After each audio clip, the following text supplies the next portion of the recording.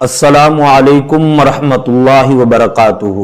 मुअज़्ज़ज़ नाज़रीन किराम, एक भाई ने सवाल किया है कि दुआ कैसे कबूल होती है, दुआ मांगने का तरीका, दुआ में कुछ ख़ास कलिमात बताएं जो फ़ौरन कबूल हों।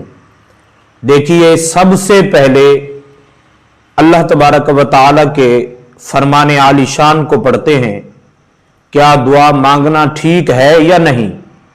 अल्लाह ताला का कुरान फरमाता है, व इज़ा सअला का इबादी, कि जब मेरे बंदे मेरे बारे में सवाल करें तो ए महबूब आप फरमा दें कि मैं उनके करीब हूं, और जब मुझसे कोई दुआ मांगे तो मैं उनकी दुआओं को कबूल करने वाला हूं।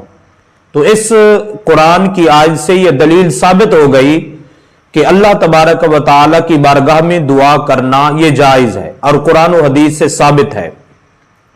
दुआ मांगने के काफी सारे तरीके हैं। दुआ के अंदर इज्ज और इनकिसार किया जाए।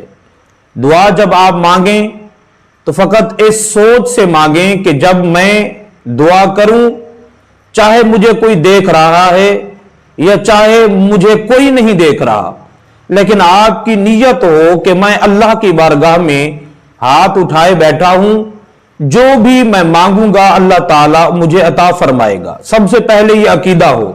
जब ये बात अकीदा ही ना हो कि मैं अल्लाह से मांगूंगा कि शायद अल्लाह अता करेगा या नहीं करेगा, याद रखिए, जब आप अल्लाह की बारगाह में दुआ मांगते हैं, जब अल्लाह ताला से कोई चीज मांगते हैं, यह कुरान और हदीस से साबित है कि कोई दुआ आपकी खाली नहीं लौटती।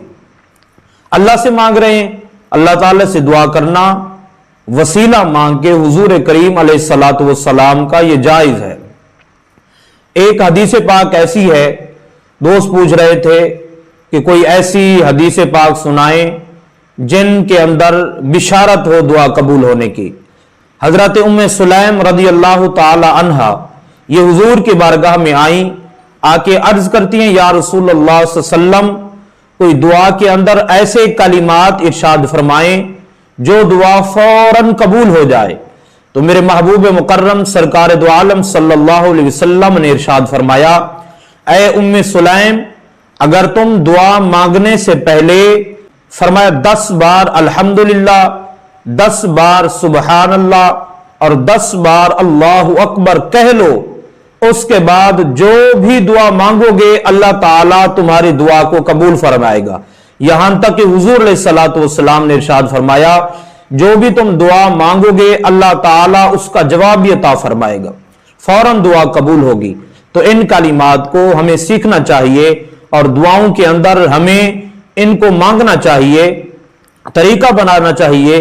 जब अल्लाह के रसूल ने हमें मांगने का तरीका बताया है तो हम सब का ज्यादा हक है कि हम हुजूर के तरीके पे चलें। हुजूर ने जैसे ही मांगने का तरीका हमें सिखाया है उसे ही तरीके सलीके को अपनाने की कोशिश करें। अस्सलामु अलैकुम वरहमतुल्लाहि वबरकातुहू।